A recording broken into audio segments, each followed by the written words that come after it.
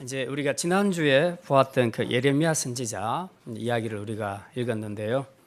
예레미야 선지자와 그리고 이번 주에 읽게 될 다니엘, 에스겔 이 세 선지자는 그 거의 동시대에 활동했던 선지자들입니다. 이제 다만 예레미야는 유다 본토에서 하나님의 말씀을 전했고, 그리고 에스겔과 다니엘은 이미 포로로 잡혀가 있는 그런 상황입니다. 그곳에서도 하나님께서 사역자로 세우셔서 하나님의 말씀을 증거하게 하시지요. 그래서 양쪽으로 똑같이 하나님이 유다 본토 그리고 바벨론 양쪽에서 하나님께서 계속 말씀을 주고 계십니다. 자, 오늘은 그 중에서 이제 다니엘에 관한 이야기를 말씀을 생각을 할 건데요. 다니엘은 우리가 잘 아는 것처럼 바벨론 포로 1차 때에 잡혀갔습니다. 그때는 주로 어떤 사람이 잡혀갔냐 하면 왕족들이나 귀족들 자녀들 중에서 아주 외모로나 지식으로나 모든 면에서 출중한 인재들이 잡혀갔습니다. 그때 다니엘과 세 친구들이 잡혀가게 되었는데요. 이제 거기 가서 소위 이제 바벨론의 영재 교육, 식민지 교육이긴 하지만 이제 영재 교육을 받게 됩니다. 이제 거기서 굉장히 신앙적으로 두각을 나타내면서 하나님의 도우심으로 이제 왕에게 인정을 받게 되어서 나중에는 지금의 총리 자리까지 오르게 됩니다. 그래서 그곳에서 계속 다니엘은 적진 속에서도 하나님의 살아계심을 증거하게 되고, 나중에 바벨론이 망하고 메대와 페르시아, 메대 바사가 들었을 때도 나이가 80에 계속해서 총리 자리를 지키는 것을 우리가 보게 됩니다. 근데 이제 제가 이 다니엘서를 읽으면서 이제 그런 생각을 했습니다. 야, 이렇게 험난한 적진 속에서도 빛나는 별과 같이 어떻게 하나님 앞에 이렇게 귀하게 승리하는 사역으로 쓰임을 받을 수 있을까? 그 비결이 뭘까?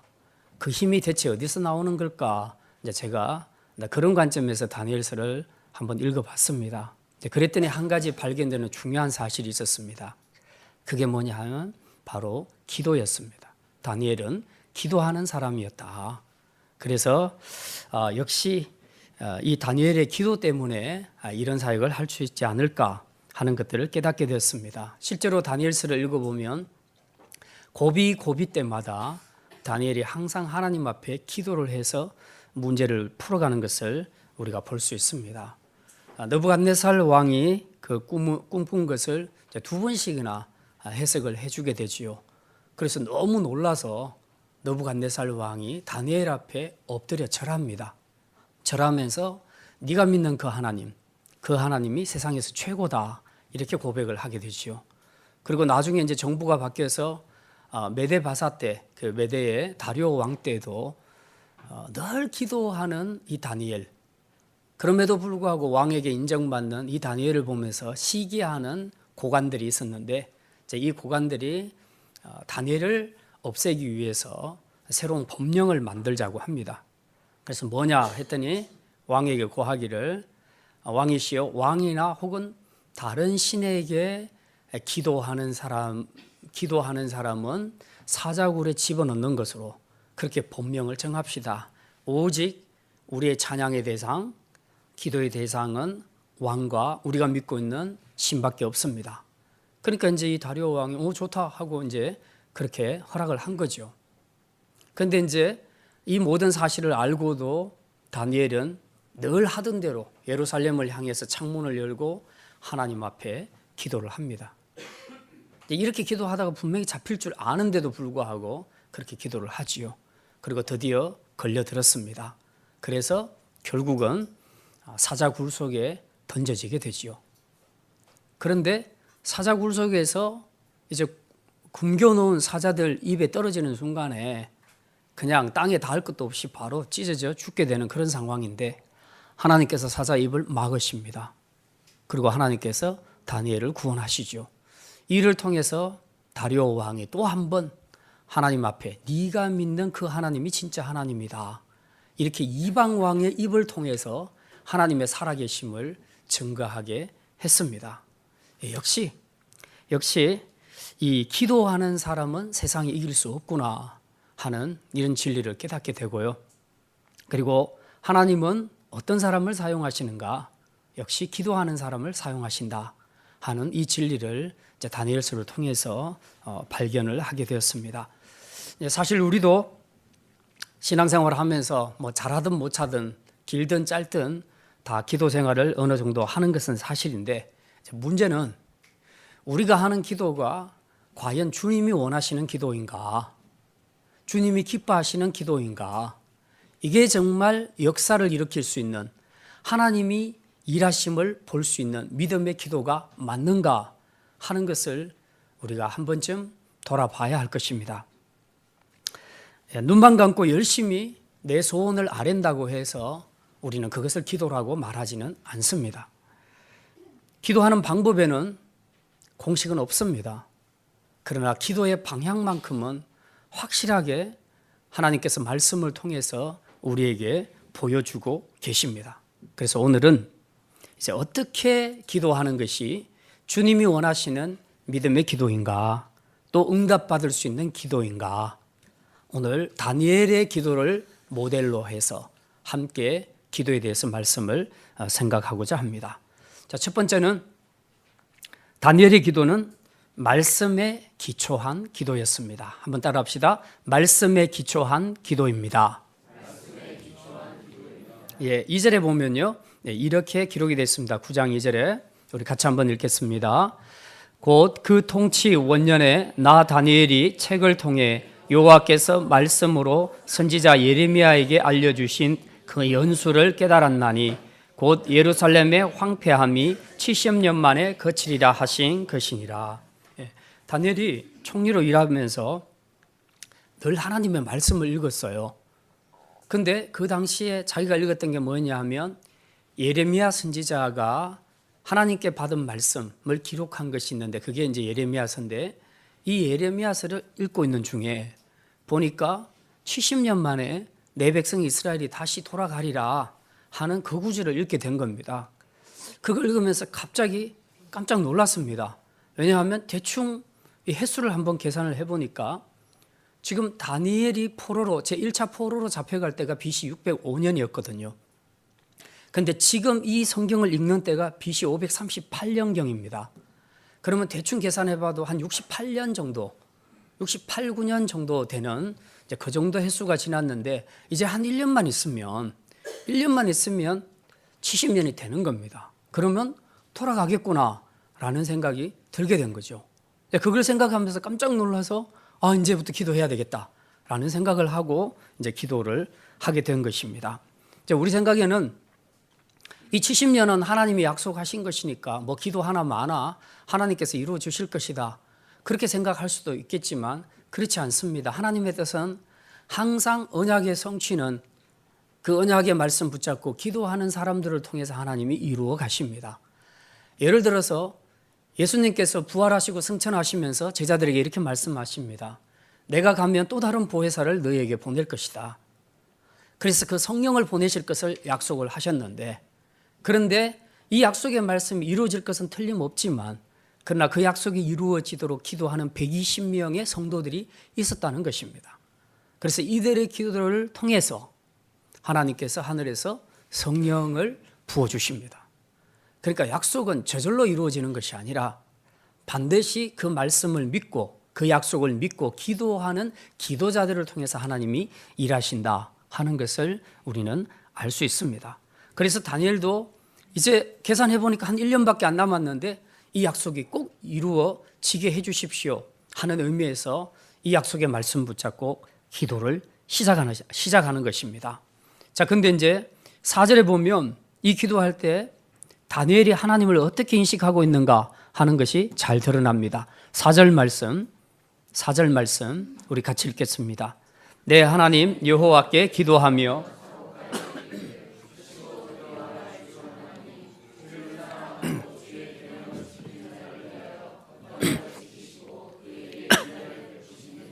예, 그 중간에 보면요, 주를 사랑하고 주의 계명을 지키는 자를 위하여 뭘 지키시고 언약을 지키시고 그에게 인자를 베푸시는 이시여.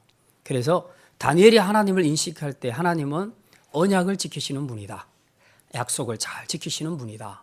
그 말은 이제 70년이 되면 다시 돌려보내겠다는 그 언약의 말씀도 하나님께서 지켜주실 것이다 하는 확신, 기대, 이제 이 믿음을 가지고 하나님 앞에 기도한다는 그런 의미를 가지고 있습니다. 우리가 이제 가정에서 아이들을 키우면서 또 교회 안에서도 교회 학교에서 선생님들이 아이들을 가르치면서 이제 이런 요구를 많이 듣습니다. 엄마 아빠 이거 사주세요, 저거 해주세요, 이런 부탁을 많이 듣죠. 그리고 교사 생활을 하다 보면요, 선생님들이 돈이 없어도 애들은 그런 거 신경 안 씁니다. 무조건 먹고 싶은 거 사달라고 그렇게 많이 하죠. 그래서 우리 교사들이 사실은 가르치는 것만 하는 게 아니라 때로는 애들한테 뭘 사주는 이런 것도 합니다. 이런 것들은 이제 부모님들이 잘 기억을 하셔야 돼요. 그런데 부모님들이나 선생님들이 아이들한테 뭔가를 사주겠다고 약속한 것에 대해서는 어쩔 수 없지만 약속을 안 했을 때는 사줘도 그만 안 사줘도 그만입니다. 그런데 확실하게 약속을 했었다면 이제 딱 코가 꿰이는 겁니다. 그래서 아이들이 말하지요. 선생님은 왜 사준다 그래놓고 안 해주냐, 안 사주냐. 엄마는 해준다 그래놓고 왜 안 해주냐. 그래서 약속을 안 지키는 쪽으로 계속 몰아갑니다. 그러면 할 수 없잖아요. 우리가 약속을 했으니까 이제 요구를 들어줘야 되는 것이죠. 말하자면 하나님과의 관계에서도 마찬가지입니다. 우리가 하나님 앞에 가장 강력하게 요구할 수 있는 기도가 어떤 기도냐? 하나님이 주신 약속의 말씀 붙잡고 기도할 때 가장 강력하게 기도할 수 있다는 것입니다. 신구약 성경에는 하나님께서 자기 백성에게 약속하신 말씀이 굉장히 많이 있습니다. 우리가 이 약속의 말씀 믿고 이 약속의 말씀 붙잡고 하나님 앞에 강력하게 기도하게 되면 인간적으로 표현하면 하나님도 꼼짝을 못 하신다는 겁니다. 왜? 언약을 주신 분이 하나님이시니까. 그러니까 반드시 그 언약을 이루실 거라는 거죠. 중요한 것은 우리 안에 그 믿음을 가지고 있어야 된다. 그리고 그 약속의 말씀 붙잡고 기도하는 자세가 필요하다는 것입니다. 그래서 오늘 우리는 다니엘의 기도를 통해서 배워야 할 중요한 기도의 원리가 하나 있는데 그게 바로 기도는 그냥 내 생각, 내 느낌으로 시작하는 것이 아니고 기도는 말씀으로부터 시작해야 된다. 그리고 기도는 약속의 말씀 붙잡고 기도해야 된다. 이게 우리가 다니엘의 기도에서 배워야 될 첫 번째 교훈입니다. 이제 많은 그리스도인들이 기도 생활을 하면서 사실 하나님 말씀과 무관하게 기도하는 경우들이 굉장히 많이 있습니다. 하나님 말씀 딱 덮어놓고 관심도 없고 읽지도 않고 그 상태에서 그냥 자기 느낌, 자기 생각, 자기 필요를 하나님 앞에 구하는 그런 경우들이 굉장히 많거든요. 그것도 열심히. 그렇게 이제 기도를 하다 보면 이게 이제 통계적으로 나오는데요. 두 가지 오류가 나타납니다. 첫 번째 오류는 열심히 기도하는 기도파들 중에 말씀을 배제하고 자기 감정으로만 기도하는 사람들에게 나타나는 오류가 신비주의로 갑니다. 그렇게 해서 하나님이 자기에게 뭔가 계시를 하셨다는 거죠. 그리고 기록된 약속의 말씀보다는 하나님이 자기에게 들려주신 그 말씀을, 그 계시를 더 신뢰한다는 것입니다. 이제 그렇게 하다 보니까 문제가 많이 일어납니다. 대부분의 이단 종교들은 전부 여기서 나옵니다. 말씀을 제대로 알지 못하고 기도에만 빠져 있다가 이상한 음성 듣고 그렇게 그걸 계시로 받아들여서 시작하는 종교. 그것이 바로 이단들이 그런 경우가 많지요. 1992년 10월 28일에 다미성교회에서 예수님이 오신다. 그리고 세상의 종말이 그날에 이루어질 것이다. 그렇게 주장하는 이단들이 있었습니다. 그때 거기에 속한 사람들, 그 말을 믿는 사람들 중에 상당수는 애들을 학교에서 자퇴시켜 버렸습니다. 학교를 안 보내고 다 기도원에 데리고 가서 기도를 시켰고요. 그리고 남자들은 다니던 직장 다 사표냈습니다. 그리고 여자들은 살림이고 뭐고 다 필요 없고 전부 온 식구들이 기도원에 가서 기도하면서 주님의 재림을 기다렸다는 겁니다. 근데 이제 문제는 일반 건전한 교회 다니고 있는 성도들 중에서도 뭔가 마음에 살짝 불안한 감을 느낀 사람들도 있었습니다. 혹시 전날에 예수님이 오시면 어떻게 하지? 그래서 저도 그날에 성도들과 함께 교제하고 있었는데요. 누가 그런 얘기를 하더라고요. 그래서 제가 그랬습니다. 단언컨대 다른 날은 몰라도 92년 10월 28일에는 절대로 안 온다. 제가 그랬습니다. 왜 이렇게 확정할 수 있느냐? 성경에는 그런 말이 없다. 왜냐하면 그 날과 그 시는 아무도 모르고 아들도 모른다 그랬습니다. 성경에 없는 말을 끄집어내서 계시로 받았다면 그건 틀림없이 사탄에게 받은 것이다. 그래서 명백하게 단언하건대 그날 그 시에는 절대로 오지 않을 것이다 그랬습니다.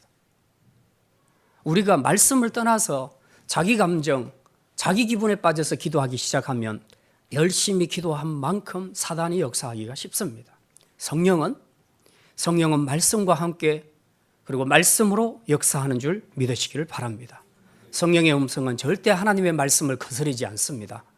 항상 하나님의 말씀을 지지하고 하나님의 말씀을 깨닫게 하고 하나님의 말씀을 굳건하게 세우는 것이 성령의 역사인 줄 믿으시기를 바랍니다.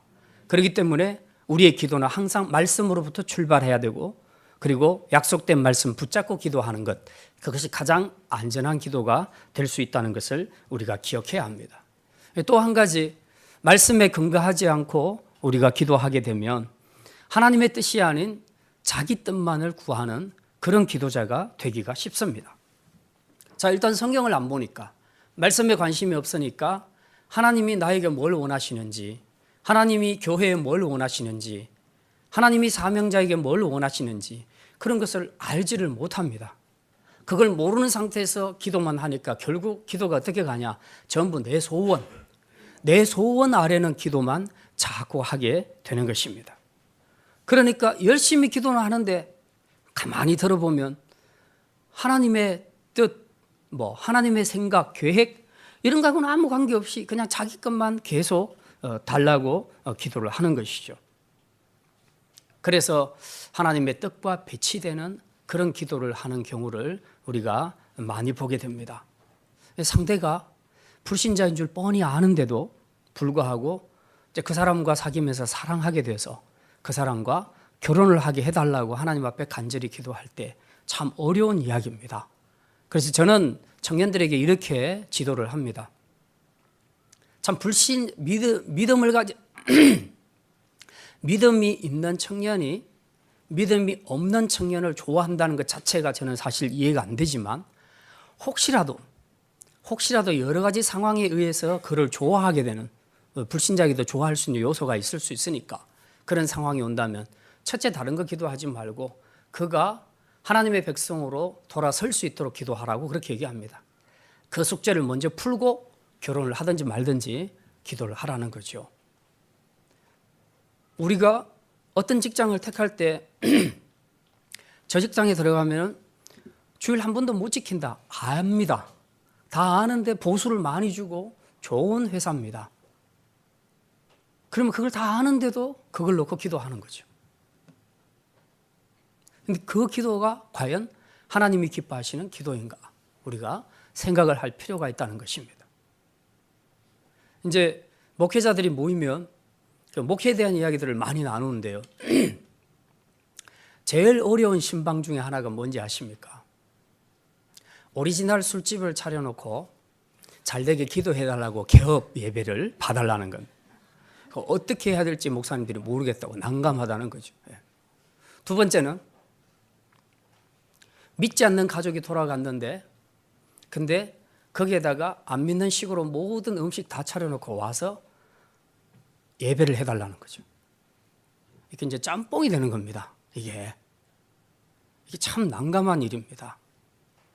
그래서 기본적으로 성도들이 좀 상식으로 좀 알고 있었으면 좋겠습니다. 그 목사님을 괴롭게 하는 신방을 청하지 않았으면 좋겠습니다. 하나님이 기뻐하시겠습니까?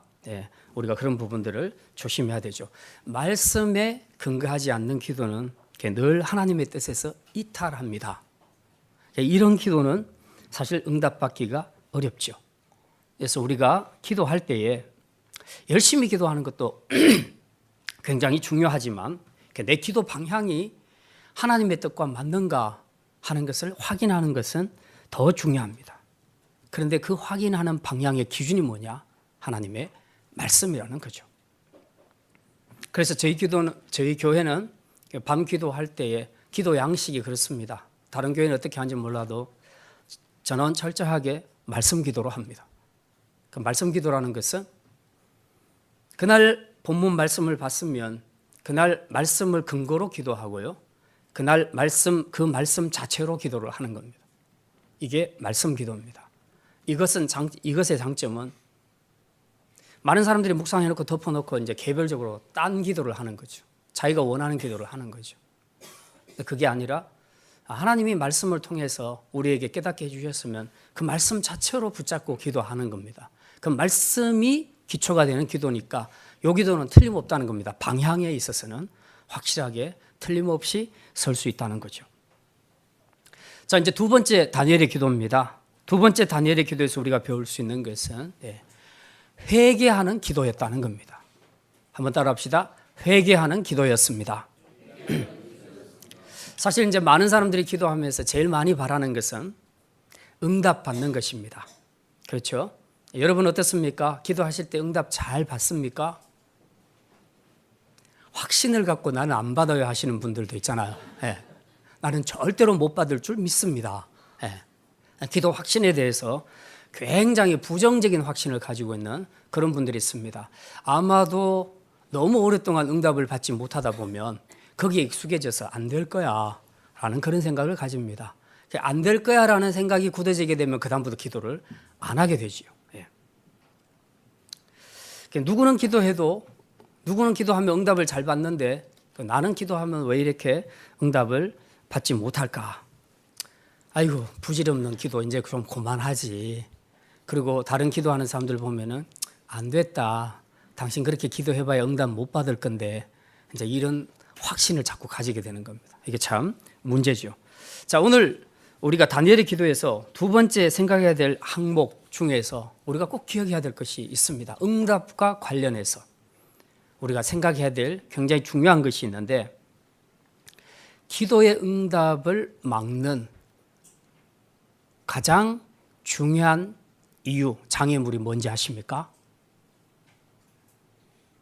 기도의 응답을 막는 가장 큰 장애물 뭘까요? 아실 것 같은데 죄입니다. 죄. 응답을 받으려면 하나님과 우리 사이에 커뮤니케이션이 잘 이루어져야 돼요. 우리가 누구랑 옆집 사람하고 싸웠습니다. 대판 싸웠습니다. 그래서 다시는 안 볼 것처럼 그랬는데 내가 당장 돈이 아쉬워서 돈을 빌려러 가는데 그 사람이 돈이 많아. 돈 빌려러 갔습니다. 돈 빌려줄까요? 안 빌려줄까요? 안 빌려주죠. 왜 그렇습니까? 서로 마음으로 소통이 안 되고 다쳐버렸습니다. 그러니까 당연히 안 들어주지요. 그래서 우리가 이 하나님과의 관계에서 응답받는 기도를 하려면 가장 먼저 하나님과 소통이 잘 이루어져야 됩니다. 우리가 이제 작년에 인테리어하고 올해도 좀 인테리어 리모델링 하면서 바깥에 제가 이제 주차장 물청소를 좀 해봤는데요. 이제 긴 호스를 가지고 와서 수도꼭지에 연결하고 그리고 세게 물을 틀어서 이제 마당에 더러운 것들을 다 이제 물로 뿌리면서 씻어냅니다. 잘 하다가 중간에 물이 안 나오는 거예요. 몇 번이나 그랬어요. 그래서 왜 그런가 하고 봤더니 호수가 꼬여 있습니다. 접혀져 있습니다. 그리고 어떤 경우는 호수 위에 누가 뭘 올려놨어, 무거운 걸. 그러니까 호수에서 물이 나가는 길을 막았다는 겁니다. 꼬이든지 아니면 뭔가가 얹혀졌든지 이 흐름을 방해하는 것이 있었다는 거죠. 그럴 경우는 수도꼭지에서 아무리 물을 세게 틀어도 소용이 없습니다. 오히려 다른 구멍 난 곳으로 물이 막 빠져나가 버리게 되는 거죠. 하나님과 우리의 관계도 마찬가지입니다. 우리가 기도할 때 응답을 받지 못하는 이유 중에 하나가 하나님과의 소통이 막혀 있는 겁니다. 뭘로? 죄로. 그래서 하나님께서 이사야 선지자를 통해서도 그렇게 말씀하셨습니다. 오늘 나와 너희 사이에 죄악의 담이 가로막혀져 있어서 그래서 하나님이 도와주실 수가 없다는 겁니다. 담이 막혀져 있는데 죄악의 담이 막혀져 있는데 하나님이 일을 하실 수가 없는 것이죠. 일단은 담을 헐어버려야 됩니다.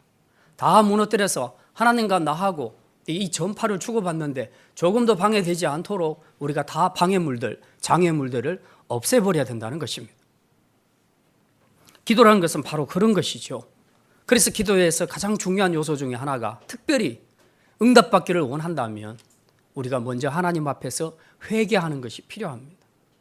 자기의 죄, 하나님 앞에서 정말 이 장애가 될 만한 그런 죄들이 있을 때에 하나님 앞에서 이 죄를 회개하는 것, 이것이 바로 하나님과 커뮤니케이션을 다시 회복할 수 있는 그런 지름길이라는 겁니다.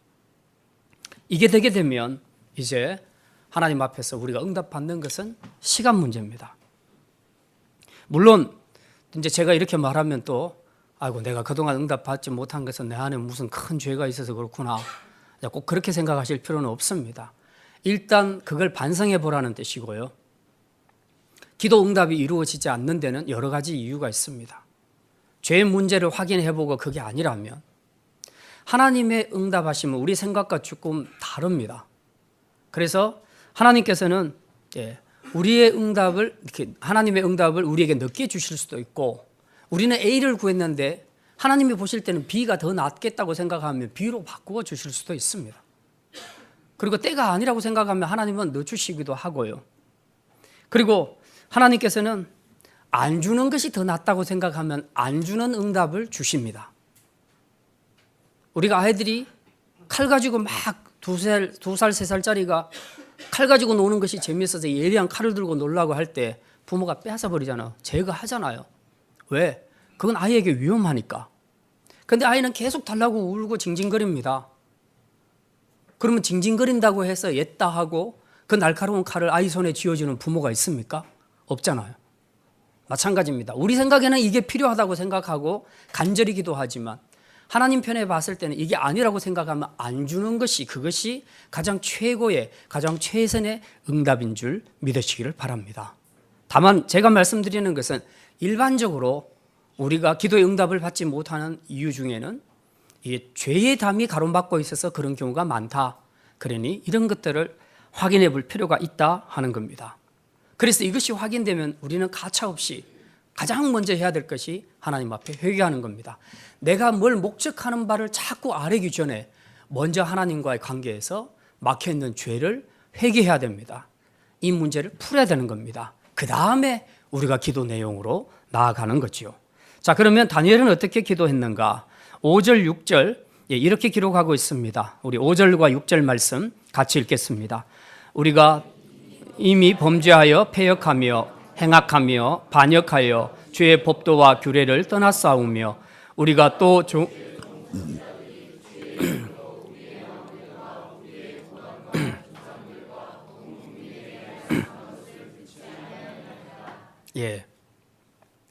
다니엘은 민족의 죄를 자기가 대표해서 하나님 앞에 회개했습니다. 하나님, 이 70년간 식민지 생활한 것은 전부 우리 민족의 죄 때문입니다. 이거 인정합니다. 이 대가 치른 거 너무 당연합니다. 이제 주님 앞에 다시 한번 고백하오니 이제 용서해 주시고 이제 이만큼 우리가 벌을 받았으니 이제는 약속하신 대로 우리를 해방시켜 주시기를 원합니다. 하나님 앞에 그렇게 기도를 드렸던 것입니다. 혹시라도 우리가 하나님의 마음을 아프게 하는 그런 죄를 내 마음에 가지고 있으면서도 계속해서 회개는 안 하고 소원만 비는 그런 기도 생활을 하고 있었다면 이 시간 오늘 말씀을 통해서 우리가 하나님 앞에 죄를 내어놓고 회개함으로써 하나님과의 관계가 먼저 회복이 되고 이제 그 후에 우리의 기도를 통해서 하나님이 응답해 주시는 그런 축복을 받을 수 있는 기도자가 다 되시기를 주님의 이름으로 축원합니다. 마지막으로 다니엘의 기도는 하나님의 영광을 위한 기도였습니다. 한번 따라합시다. 하나님의 영광을 위한 기도였습니다. 우리 기도자들이 기도할 때 가장 잘 범하는 오류 중에 하나가 하나님의 영광, 하나님의 뜻 이런 거하고는 관계없이 그냥 자기 문제를 갖고만 기도하는 그런 경우들이 많습니다. 하나님을 생각할 때에 이건 굉장히 중요한 문제입니다. 하나님과 나를 어떻게 인식하고 있는가? 그러니까 내가 왕인가? 하나님이 왕인가? 우리는 말로 고백할 때는 항상 예수 우리 왕이여 막 계속 그런 찬양 하잖아요. 두 손 들고 예수 우리 왕이여 하는데 돌아서서 살아가는 걸 보면 예수 나의 신하여 예수 나의 종이여 이런 삶을 살고 있다는 말이죠. 그래놓고 하나님 앞에 기도할 때는 이거 달라 저거 달라 그렇게 기도를 많이 합니다. 하나님의 존재를 생각할 때 말이 아닌 우리 의식 속에, 무의식 속에는 마치 알라딘과 마술 램프에 나오는 그 지니처럼 우리가 하나님을 그렇게 생각하고 있다는 겁니다. 내 심부름꾼. 내가 기도하면 언제든지 째깍째깍 나에게 그걸 택배로 배달해 주시는 분. 그런 식으로 생각을 한다는 거죠. 그러니까 우리 기도는 온통 뭡니까? 전부 달라는 기도만 합니다. 아파트를 주십시오. 자동차를 주십시오. 합격하게 해 주십시오. 우리 남편 사업 잘 되게 해 주십시오. 전부 전부 달라는 얘기만 합니다. 그래서 기도자들이 제일 좋아하는 것이 미국 달러라고 합니다. 늘 우리의 기도는 달라는 얘기만 하고 있다는 거죠. 그런데 만약 하나님이 안 들어주시면 그때부터 삐지기 시작합니다. 맨 첫 번째 반응은 기도 안 합니다. 두 번째 반응은 교회 안 나옵니다. 교회 안 섬깁니다. 하나님 앞에 기도했는데 하나님이 응답 안 해주신다는 거죠. 자, 이제 우리가 이런 신앙생활은 하나님 앞에 자신을 맞추는 것이 아니라 자신에게 하나님을 맞추는 겁니다. 그러니까 결론적으로 자기가 왕이라는 거죠. 자기가 왕이 되는 삶입니다. 이제 이게 굉장히 심각한 문제인데요.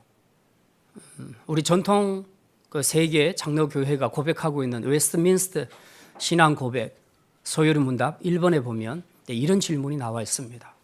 사람의 제일 되는 목적이 무엇인가? 우리는 어렸을 때 이 교육을 많이 받아서 그대로 막 외웠습니다. 사람의 제일 되는 목적이 무엇인가? 대부분 아시죠? 한번 외워보실까요? 사람의 제일 되는 목적은 하나님을 영화롭게 하는 것과 영원토록 그를 즐거워하는 것이다. 하나님을 영화롭게 하는 것, 영원토록 그분을 즐거워하는 것이 우리 인생의 목적이라고 그렇게 말하고 있습니다. 한마디로 말하면 다 하나님의 영광을 위해서 우리가 창조가 되었다는 거죠. 하나님이 우리를 세상에 보내실 때에 나에게 물질을 주시기도 하고 다른 사람보다 지혜를 주시기도 하고 또 명예를 주시기도 하고 권력도 주시기도 하는데 그 모든 것 다 주실 때 하나님의 목적은 나의 영광을 위해서 그걸 사용하라고 주시는 겁니다. 그런데 많은 사람들은 그 하나님의 영광 다 빼먹고 그리고 내가 어쨌든 이 땅에 사는 동안 좀 많이 누려야 되겠다. 그렇게 생각한다는 거죠. 그러니까 기도 자체도 벌써 내가 하나님의 영광을 위한 기도가 아니라 어찌하면 내가 더 많이 누릴까, 더 높은 자리에 올라갈까 계속 그것만 생각을 한다는 거죠. 사도 바울은 우리 인생의 목적이 하나님을 영화롭게 하는 게 있다는 것을 너무나 잘 알았습니다. 그래서 그는 고백합니다. 내가 살아도 주를 위하여 살고 내가 주를 위하여 죽고 그리고 내가 뭘 먹든지 마시든지 전부 주의 영광을 위하여 하는 것이다. 이렇게 고백을 합니다. 이게 바로 하나님의 영광을 위한 삶이라는 것이죠. 우리가 이런 인생관이 기초가 되게 되면 우리의 기도가 달라지는 겁니다. 내 인생관이 내 인생의 목적은 하나님의 영광을 위하여 사는 것이다 라는 생각이 확실해지면 기도 방향도 그렇게 갑니다. 그래서 하나님 앞에 기도할 때 똑같이 요구하는데 항목은 똑같은데 근데 방향은 확실히 다릅니다. 이거 하나님의 영광 때문에 하나님 주셔야 되겠습니다. 굉장히 당당하게 요구할 수 있는 것이죠. 오늘 다니엘의 기도를 보면 분명히 그렇게 기도하고 있습니다. 우리 17절 말씀 9장 17절 말씀 다니엘이 어떻게 당당하게 하나님의 영광을 위해서 기도하는가 한번 읽겠습니다. 그러하온즉 우리 하나님이여 지금 주의 종의 기도와 간구를 들으시고 주를 위하여 주의 얼굴빛을 주의 황폐한 성소에 비추시옵소서. 주의 얼굴빛을 지금 무너진 이 성소 예루살렘 성소를 향해서 한 번 더 비춰주십시오 하는데 누구를 위하여? 이스라엘을 위하여가 아니에요. 주를 위하여 그렇게 하십시오 라고 그렇게 말합니다. 이게 무슨 뜻입니까? 다시 한번 19절 봅니다. 19절 같이 읽습니다. 주여 들어서서 주여 용서하소서 주여 귀를 기울이시고 행하소서 지체하지 마옵소서 나의 하나님이여 주 자신을 위하여 하시옵소서 이는 주의 성과 주의 백성이 주의 이름으로 일컫는 바 됨이니이다. 17절 19절을 보니까 공통적으로 다니엘의 기도는 주님을 위해서 우리를 해방시켜 달라고 그렇게 얘기하고 있습니다. 근데 17절에는 잘 안 나오는데 19절 끝에 보니까 그 이유가 나오죠. 뭐 때문입니까? 이는 주의 성과 예루살렘 성, 주의 성과 주의 백성이 주의 이름으로 일컫는 바 됨이니이다. 예루살렘 성 그리고 이스라엘 백성, 하나님이 택한 백성은 전부 주의 이름으로 해석되는 백성들이고 주의 이름으로 해석되는 성이라는 거죠. 주의 이름으로 세우셨기 때문에. 그런데 이 성이 무너지고 이 백성들이 멸망하게 되었다는 것은 그들을 자신이 고통받는 것은 당연하지만 이를 통해서 누가 가장 치명적으로 데미지를 입게 됩니까? 하나님의 이름이 데미지를 입게 되는 겁니다. 그러니까 지금 이방이 예루살렘이 멸망하는 것들을 보면서 이방 사람들이 막 조롱하잖아요.